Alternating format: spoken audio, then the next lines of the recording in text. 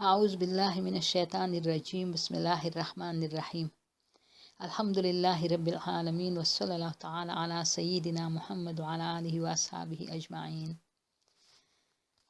Here is a story to tell how to save oneself from the wrath of Allah subhanahu wa ta'ala. Dr. Sadaqah was from a small village. The people of that village were careless about the rights of their daughters and sisters. After marriage, if a woman became widow or got divorced and returned to them, along with their children also, orphan children or orphan-like children, the parents, they would not help those helpless daughters and sisters.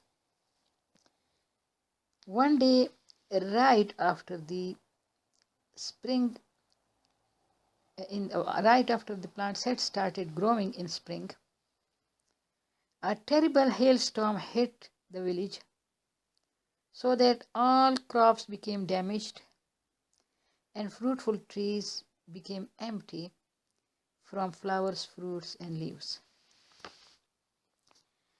Dr. Sadaqah used to go to the village from her hospital in her hospital's vehicle. And on the way, she passed over 5 springs.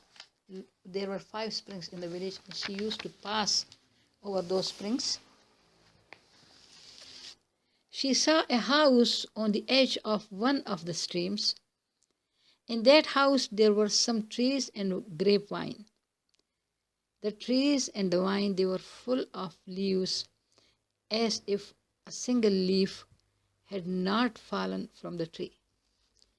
Dr. Sadaqah became curious, thinking, what virtues are found in the people of this house?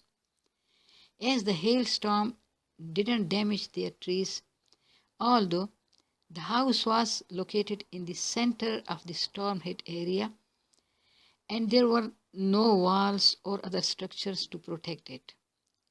It was in the open. Now Allah subhanahu wa ta'ala gave her a chance. One day, she was told by her brother that his friend requested that Dr. Sadaqah should visit their house to examine his sick aunt at their home. Dr. Sadaqah accepted the request and went to their house. She was surprised to see that it was the same house at the edge of the stream, which was saved from the hailstorm. She examined the patient, that is the aunt of her brother's friend. This woman was kept with great love, respect, and care. She had a congenital abnormality due to which she could not get married. Now she was ill from some infectious disease, and the brother, the nephews, and their mother, they took care of her and served her in the best possible way. Dr. Sadaqah understood the secret of the safety of the house garden in the hailstorm. She remembered a hadith which is, the Prophet ﷺ once said to his companion, "Shall I tell you about the greatest sadaqah?" Sadaqah means charity. He said, "Certainly, Ya Rasulullah ﷺ, reveal it to me." He said, "A daughter who returns to you," in the bracket it says due to divorce or because she became widow, "who returns to you, and you are the sole source of her provision."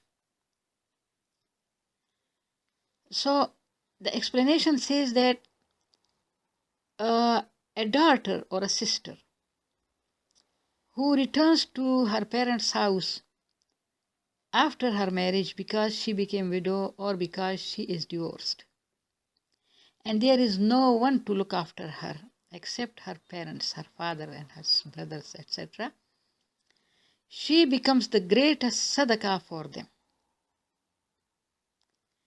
Also, there is another hadith which says that Sadaqah, hidden Sadaqah given in secret, removes the anger of Allah subhanahu wa ta'ala and stops bad death.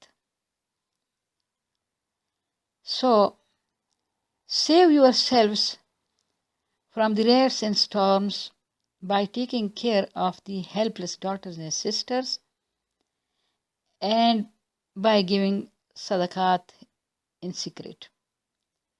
May Allah subhanahu wa ta'ala guide us right on the straight path of Islam.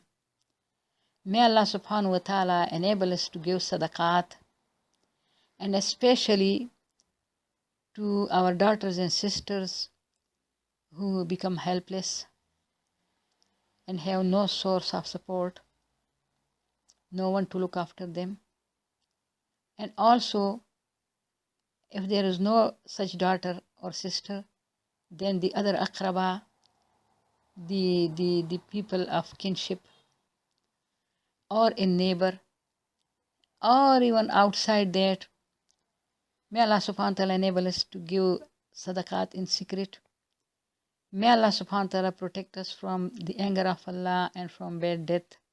May Allah subhanahu wa ta'ala protect us from Allah's punishment here and in the hereafter.